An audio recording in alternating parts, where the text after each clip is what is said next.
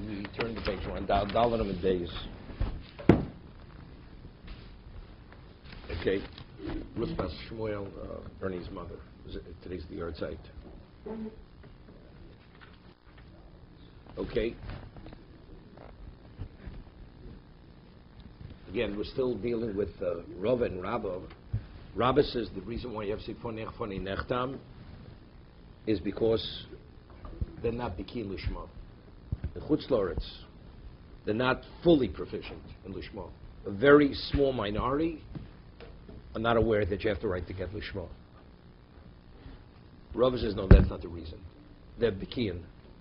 The issue is not Lishma, it's to you're not able to locate the witnesses who signed, or people who recognize the signatures, and if the husband should come and contest the get, it's a problem.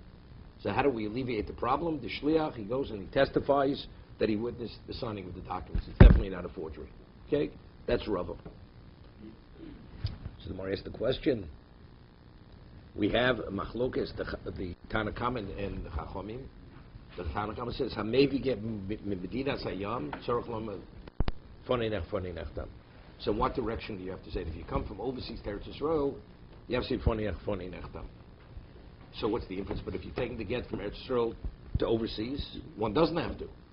So, if you tell me the reason why you have to say fonei nechtam is to establish it that it was without question, it was written lishma. So it's very good. It's only one direction, not the other direction. Because if it's taken from Eretz Yisrael where every sofer is proficient, it's not a question. It's only Medina Sayam. And what do the Chachamim say in the Mishnah? The Chachamim argue and they say, no, Hamevi v'Hamevi. Whether you bring it from overseas or you take from Eretz Yisrael to Chutz Loretz, you have to say Fonei Nechtam. But if the reason is Lishma, why would one have to say Fonei Nechtam if you bring it from Eretz Yisrael to Chutz Loretz? So evidently from there it's indicated that why do you have to say it? Because it has to be certified, it has to be substantiated. So it seems to be that the Machloket, the Tanakama, and the Chacham in the Mishnah is the same argument, Rabba and Rava, which is not possible. Amoraim, it seems to be their personal argument, it's not the Mishnah. So how do we reconcile the Mishnah according to Rava and Rabba? That was the first question. So Mar answered, second line, Rabba mitarz l'tamei, Rava mitarz l'tamei. Each one reconciles the Mishnah based on his own position. Okay? Rabbi Tarz Latami, Tkuli Am Lefishem became Lishma. Both the Tanakama and the Chachamim both concur that the reason why the Shliach has to testify is because of the proficiency of the Shema. Do we establish, do we make a fence? Because people, they could get confused. So look, if the get is taken from Eretz Yisrael to Chutz Loretz, one that's say Fonei Nechtam, so why in the other direction? Yes. And since people don't understand the rationale why, so people say it seems to be one and the same. It's one and the same. You don't say in one direction, you won't say in the other direction, because people don't understand the reason why. It's because of the Lishma aspect. Therefore, the Tanakh says, I'm not concerned. Therefore, it's only maybe get Mimedina Sayam. I'm not concerned. There's no basis for confusion. The Chacham say no, there is a basis. Therefore, we make a gzeiro. Therefore, regardless of what direction you bring it, the shliach has say fonei nechtam. So, according to Rabbi, it's very good. The Kama Sova lo Gazrina Molachot Mevi Rabbanan Basroi Chsavin Gazrina Molachot Mevi Rava. Now, how does Rava reconcile the Mishnah? Rava is more difficult. Of course, if it's Edim Tzin L'Kaimo, we have to understand what the Tanakama, right? If you bring a get from Eretz Yisrael to Europe, now how are you going to identify the witnesses? As when you bring from Medina to Eretz Yisrael, because it's such a far distance, you're not going to be able to locate people who recognize the signatures. Mm-hmm. And if you bring from Eretz Yisrael to Chutz Loretz, to Europe, it's the same issue. So why only one direction? Why not in the other direction? So seemingly, the Tanakam is difficult according to Rava, right? The Chacham is very good according to Rava. Everybody, the issue is you're not able to locate the witnesses to substantiate the document. When the Tanakama says, it seems to be it's limited to that case. The Chachamim later, they come to elucidate the Tanakama. They're not coming to argue. They're saying when the Tanakama says Mibdina Sayam, it's not limited to that case. Since the issue is certification of the document, regardless of what direction you bring it, whether it's from Chutz Loretz, Teretz or vice versa, the Shliach has to say for Nechtam to establish the get as an authentic get that it's not a forgery. So why would the Tanai Tanakama say that? No, it's Rebuta Nosi. So why would I understand that? He's saying Again, that. Again. The Chacham is trying to explain. Okay. Firstly, there's a certain methodology as teaching. Very often you find the Mishnah enumerates many cases, and the cases are written in a specific order. So if you gave me the first case, there's no reason the second. It's obvious from the first. You don't have to tell me the second. But sometimes it's a way of presenting something. And Rabbi Yehuda Nossi presents things in many different ways. This is what we call losu apsu. Not only this, even that. Because he builds the suspense, the chiddush. Not only in this case is it permitted, even in a more extreme case it's permitted. To give you understand, the same thing. Now, you understand, originally, who was the one who made the decision that Torah Sheba'al Peh should be committed to writing? Who made that decision? Whose psak was that? The Rabbi Yehuda Nossi, Judah the Prince. He saw Torah, it came to a point people began forgetting. So if you forget, there's no Torah. Torah Sheba'al Peh has no value. Okay? So he decided he's going to record it, and this is when he authored the Mishnah. Now, a Mishnah, you realize, is written very concisely, and there's a lot of ambiguity in the Mishnah. That's why we need pages of Gemara to elucidate the Mishnah. Correct? But if he's already writing it with such precision, and each word is written with a specific intent and the order and the choice of words, he should have fleshed it out totally. So why did he write it in such a concise manner? You know why? Because even though there's this concern that it may be forgotten, but it always has to retain the characteristic of Torah Sheba'al Peh. There's always a degree that you still have to have something committed to memory. You have make keywords which trigger certain things, but it only triggers if you have knowledge. For instance, they explain, we find very often it says Chasuri Mesra. Something has been deleted from the Mishnah. Doesn't mean it's been deleted.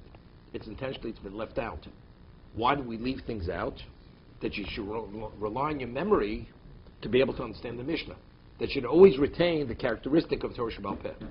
So even when we have things recorded, there's always that aspect of Torah Sheba'al Peh which is needed to elucidate what we have in the Gemara also. Therefore, Rabbi Yehuda Nossi presents the Tanakama, Hamevi get Mibdina Sayam, doesn't speak about it. If you bring the get from Eretz Yisrael, you read that, how do we understand it? It seems to be difficult. That triggers the mind, exactly the question we're asking now. But if the issue is to substantiate the document, the Tanakama doesn't make any sense. Right? It shouldn't make a difference what direction you're going. Then, now, asking the question, not a Chacham say. What they say, they're not coming to argue. Because of that question, they're coming to elucidate it. It's a whole way to train the mind to be able to approach it, to decipher what's written in the Gemara or the Mishnah. That's what it's about.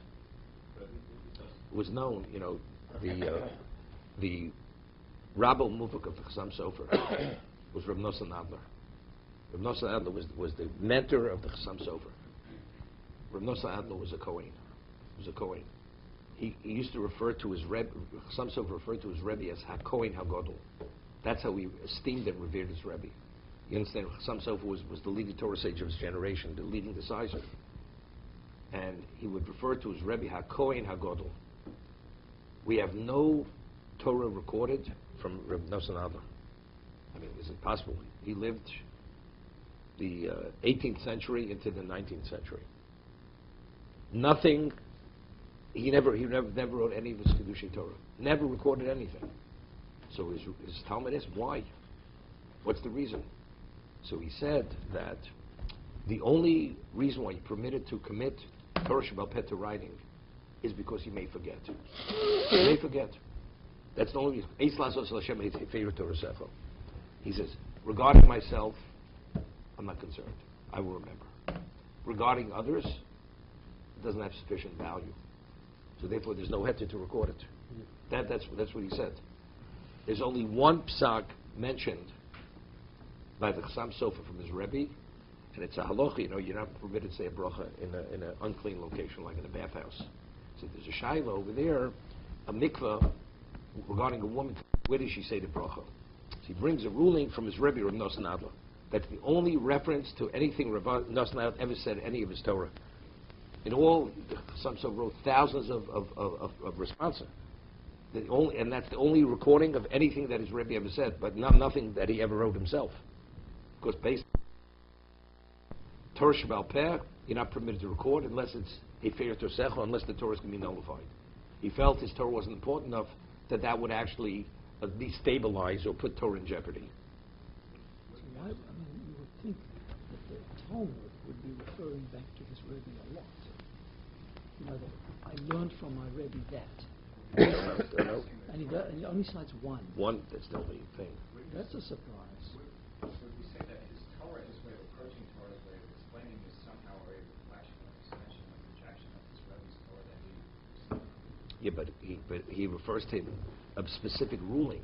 I mean, evidently there were other rulings given, other psakim. He doesn't mention any other psak. And then to strengthen the question, when you read the Gemara and they're discussing something, they're always referring back to what another rabbi, a more senior and earlier rabbi. Yeah, but that's Masorah. But it's all recorded. But I understand, but that's. Yeah, but But what about us? What about when we study it? But still, it plays into it. There's a principle known as the Skatno Adoros. The farther we remove from Sinai, we become less. There's a spiritual regression. It's interesting. When they wrote the Gemara originally, they understood what they were writing, and it was sufficient. And anybody would study with it. Today, how much commentary do we have on a Gemara? First, you have Rishonim. Then you have the earlier Achronim to elucidate the Rishonim. Then you have later authorities to elucidate the earlier Achronim. It just keeps building. The answer is, because since we understand less, we need more. So we're always in the Torah Shebal Peh mode. You always have to rely on something to be able to understand, otherwise you understand nothing. So there's always the memory aspect, which always continuously interplays, so it's always retaining the Torah Shebal Peh characteristic. That's what you say. Okay? Quick question. It says the mission, clearly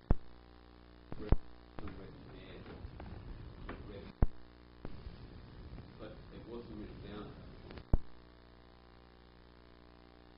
There. No, I mean, the compilation of the Mishnah we have was based on something that came out of Rabbi Akiva. Because it says the majority of the who were the opinions of the Mishnah were Talmidim, were students of Rabbi Akiva. Okay. But that wasn't written. Was it in that? Did Rebbe change the form, or was it? No. Tanan. Let's go further. Maybe get Medina Medina Sayam. The Mishnah. The Mishnah says that if you bring a get from one country to another, Medina, from one province to another, overseas. It's very interesting. When you study something, how do you make an evaluation or analyze it to understand what's being said? Inference very often is more blatant than what's stated. It's what's inferred. So if the Mishnah says, if you bring a get from one province to another, in Medina Sayam, you have what's the inference of that? But if it would be in the same province, even in Medina Sayam, you would not say. So we're talking Medina Sayam. So if you understand the basis for Nechtav is according to Rabbah, we have a problem. Because if we're saying in Chutz Loretz, they're not proficient, why only Medina Medina? The inference is Medina Medina from one province to another, but in the same province, the inference is not. But according to Rabbah, if it's Medina Sayam, even the same province, you should say. So this would support who? Would support Rabbah. Because if it's in the same province, you're able to locate the witnesses or people who recognize the witnesses. Province to province, you don't have that same availability of people. So the inference of the Mishnah would indicate the understanding is Rabbah, not Rabbah. It's Gemara's question. Maybe get Medina Sayam, Tzorchlam Fonei Nechtam. Haba Osa Medina. The inference is, but it would be in the same province. B'medina sayam lo tzarech. The Rav Necho, according to Rav, the Mishnah reads well, right? With the inference, the Rabbi Kasha, according to Rav, it's difficult. Because what difference does it make what it's lishma? If in Chutz La'aretz they're not proficient lishma, it becomes an issue. Now it's interesting. What about if you could make an inference? The question is, but which inference? Whenever you have an inference, when he wrote it that way, did he intend whatever conceivable inference could be made? Or he was referring to, he had in mind a specific inference? So that's what he answers. The inference is not Medina la Medina. Yes, but both Medina not. There's a different difference. You know what the inference is? Medina Sayam. That's what you have to say. What about a Medina in Eretz Yisrael? That's the inference. Right? Because, at one time there was a Cold War in Eretz Yisrael. There was a little, the Yehuda and Golil, there wasn't that much communication. So you'd say, well, if the reason is to substantiate the document, then there's no difference whether it's Eretz Yisrael or it's Chutz La'aretz. Because if there's no flow of people back and forth, it's like the Cold War. You don't know who's going to identify the signature. But if the issue is Lishma, then there is a difference. It's only Medina Chutz La'aretz, Medina Sayam. That's where you have to say Fonei Nechtam. But if in Eretz Yisrael, because what is the issue? It's not to substantiate the document. It's to determine whether it was written correctly. So since the Bekin Lishma, whether it's you, the Golil, all the Sofrim, they're proficient. So because they all have identical proficiency, there's not a question. So the inference of Medina Sayam is to infer, but if we mean Medina in Eretz Yisrael, you would not have to say. Even though the other inference, you couldn't infer it, but that's not what Rabbi Kalatsky intended. You understand? He intended Medina Sayam, but if it would be Medina in Eretz Yisrael, you would not have to say it. And that's what he answers. Lo temaha ba'osa Medina Sayam lo tzarech. That's not the inference. Ela Medina be'eretz Yisrael lo tzarech. That's what the Mishnah is communicating. And that was Rabbi Kalatsky's intent. But it's an interesting way to learn. Even though both inferences exist, the question is, well, what did Rabbi Kalatsky intend? Did he intend one or did he intend the other? So on that, Rab is responding, he intended the other. And what do you do with Rabbi Gamliel and Rabbi Eliezer later? Okay, let's stick to this. It's not a question. Let's go a little further here to get it to fully grasp it. So, Mara, a question. If you tell me there's something superfluous in the Mishnah, you know what the Mishnah says? If you bring a get in Eretz Yisrael, one does not have to say Fonei Nechtam. That statement includes this. So if that statement includes what we just said, so what's the inference? Maybe get Medina in Medina Sayam. The inference can be, but Medina in Eretz. It says explicitly in the Mishnah. So the inference of Rabbi Kalatsky has to be, but also Medina. When do you have to say Fonei Nechtam Medina Sayam? It's only from one province to another. But if we're in the same province, you would not. And that is the only inference. That's his intent. Of course, the inference of Medina is not possible because that's explicit in the Mishnah. That would be totally superfluous. So that's the word. Maybe get Eretz Yisrael. So therefore, the inference has to be, but also Medina the same province that one doesn't have to say. So that confirms whose understanding of Mishnah is correct. Rava. That's purely to substantiate the document. It has nothing with Lishma. So he says, listen to this. The Mishnah itself would not be sufficient. That it says, if you bring a Gerech, so you don't have to say,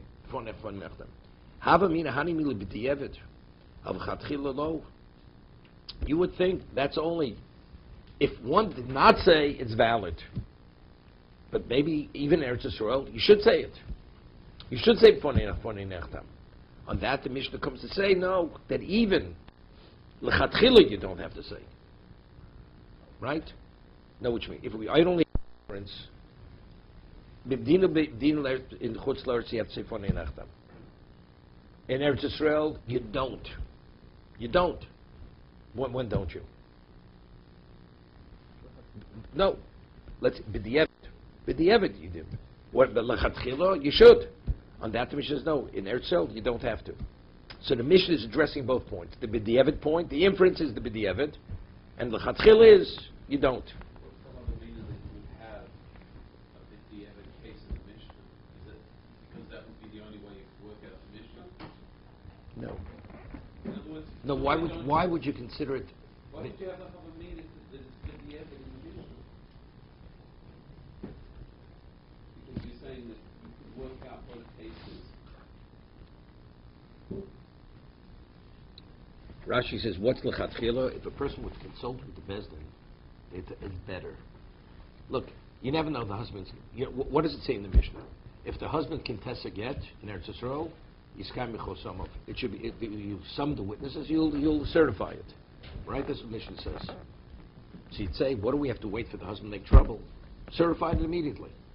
So if you would come in and consult with the Bezdin, what would they tell you? You know, we're able to avoid all problems. If the problem could happen, let's try to avoid it. That's l'chatchila. But if you don't ask it, of course it's valid, because you could easily certify the document. It's the same thing. L'chatchila, you know what I would tell you? Even though they're proficient lishma, but you never know what the husband could say. Address it. Address it. But what happens if the person doesn't consult with the bezdin? We're not going to invalidate the get, because it's almost absolute that it was written correctly.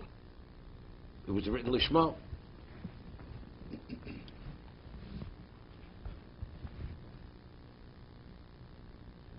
You know, it's interesting. You know, just you see in terms of lashon hara, how to be discredited. How much does it take to be discredited? You get a person has a reputation, and a few people who have no basis for what they're saying, they make a few comments. The person becomes questionable. He's discredited. We're dealing with a get over here. So we want to establish it at a level that it's unquestioned in terms of its validity, because it has to, you know, if the husband should say a word, people have what to say. You know, maybe she's not divorced. Maybe the children are illegitimate. We don't want to hear it. So l'chatchila, what would I think? Definitely everything should be on the up and up to avoid all this.